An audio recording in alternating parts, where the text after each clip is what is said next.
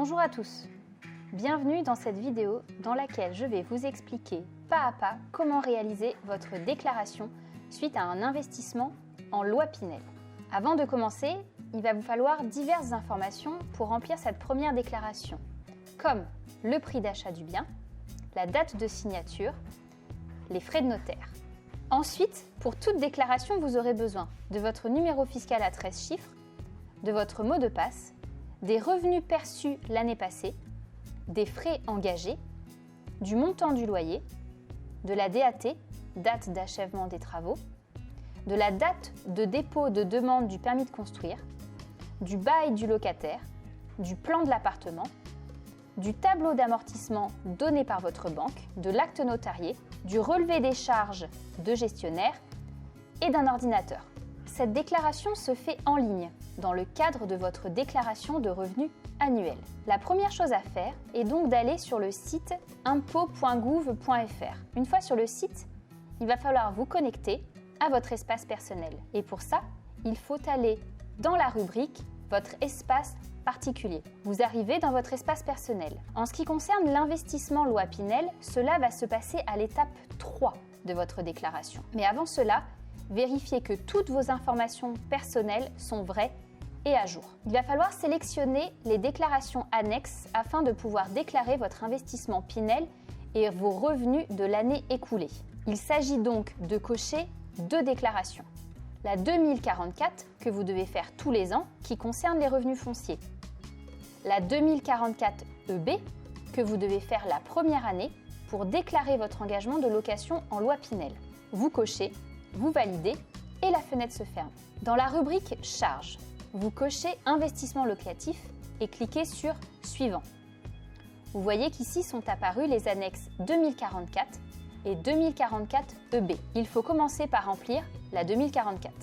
Tout d'abord, vous devez indiquer le nombre de biens que vous souhaitez déclarer et vous allez ici indiquer 1, puis cliquez sur Suivant.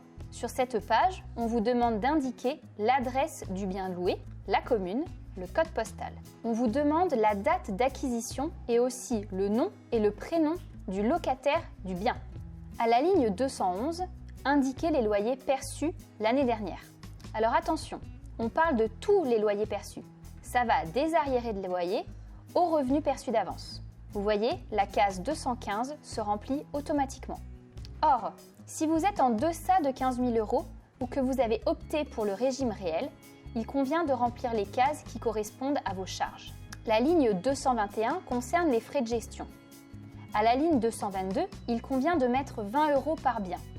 Pour ce qui concerne les lignes 223 à 227, vous remplissez en fonction de vos dépenses de l'année passée. En ligne 240 apparaît automatiquement le montant des revenus moins les charges. La ligne 250 concerne les intérêts d'emprunt. C'est là qu'intervient le tableau d'amortissement fourni par votre banque. Il suffit d'additionner les intérêts d'emprunt de l'année écoulée et de les reporter dans la case G. Le résultat foncier taxable s'affiche automatiquement en ligne 261 et 263. Cliquez sur Suivant. Concernant les intérêts d'emprunt, vous devez rentrer l'adresse de l'organisme prêteur, la date du prêt et les intérêts versés. Puis cliquez sur Suivant. Vous retrouvez ici votre résultat, vous déroulez vers le bas et vous validez. Vous arrivez sur la rubrique Vente ou abandon de la location. Vous n'êtes pas concerné.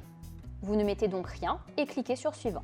Vous en avez fini avec la déclaration 2044. Il faut maintenant passer à la 2044 EB que vous trouvez ici. Elle ne doit être remplie que lors de votre première déclaration Pinel. Elle certifie que vous vous engagez à louer votre bien 6 ou 9 ans et vous permet d'accéder à votre avantage fiscal.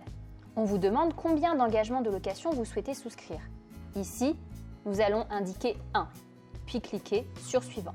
Vous commencez donc par renseigner vos coordonnées, les vôtres, pas celles du bien, attention. Dans la rubrique, cochez la case Pinel Métropole ou Pinel Outre-mer.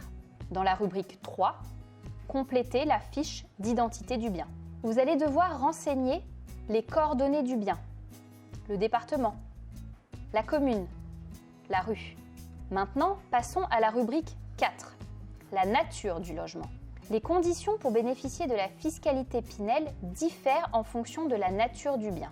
Ici, comme vous avez acquis votre bien avec un promoteur immobilier par l'intermédiaire de Square Habitat Crédit Agricole Normandie, vous allez indiquer logement acquis en l'état futur d'achèvement et vous remplissez les informations demandées. La date d'acquisition de l'immeuble, la date du dépôt de demande de permis de construire, la date d'achèvement de l'immeuble. Enfin, on vous demande le prix de revient du bien. C'est lui qui va servir de base pour le calcul de l'avantage fiscal. Ici, ce prix de revient correspond au prix d'achat du bien plus les frais de notaire. Rubrique 5. Ici, vous allez devoir remplir les caractéristiques de la location. Cela va servir à l'administration fiscale pour vérifier si vous avez bien droit à cet avantage fiscal lié à la loi Pinel. Puisque pour y avoir droit, il faut que vos loyers correspondent à un certain seuil en fonction de la surface. Il faut aussi que les revenus de vos locataires correspondent à certains critères de conditions de ressources. Donc, on vous demande la surface pondérée du logement, la date d'effet de location, le nom du locataire, le loyer hors charge. La rubrique 6 est en quelque sorte un engagement à louer en loi Pinel, c'est-à-dire à louer sur une période de 6 ou 9 ans. Vous remplissez en choisissant la durée d'engagement, 6 ou 9 ans. Ici, nous partons sur 6 ans. Une fois cette déclaration 2044EB remplie, vous pouvez passer à la 2042 RICI, qui va vous permettre de déclarer vos revenus et vos charges de l'année écoulée. En cliquant sur Suivant, vous voilà revenu sur votre déclaration de revenus principale. Vous pouvez constater que vos revenus fonciers ont bien été reportés. Il ne vous reste plus qu'à vous rendre à la rubrique Réduction et crédit d'impôt en allant directement cliquer sur Suivant, qui correspond à la section Investissement locatif. Vous cochez la case Loi Pinel et Investissement achevé ou acquis en 2020. Vous arrivez alors sur la page Revenus et charges.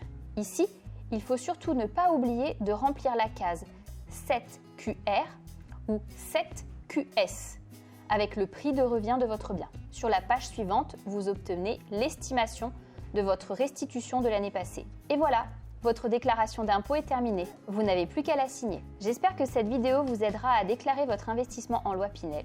Si vous avez la moindre question, n'hésitez pas à prendre contact avec le pôle Relations clients et expertise immobilier neuf de Square Habitat Crédit Agricole Normandie.